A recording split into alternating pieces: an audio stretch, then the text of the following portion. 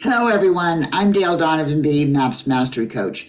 I'm here today to tell you a little bit about a program that we have coming up, which is the Commercial Mentorship Program. But to introduce that, we're going to give you a free webinar, which will give you some tips, tools, and resources and strategies on lead gen for commercial real estate. It's not the typical lead gen conversation that you're used to. We are going to be discussing some new ways and strategies of approaching marketing, which is lead gen for the commercial industry.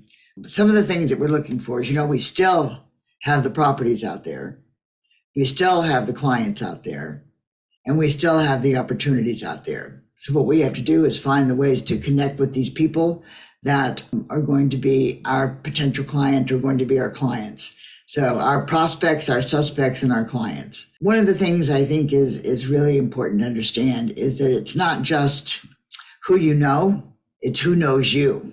So getting your brand out there, making yourself visible to the community, and finding ways to provide your professional services and to tell everyone of your successes is going to be a key factor in the success of your lead generation and of your commercial real estate business. So we're going to go over 10 strategies that are going to help you in your lead gen.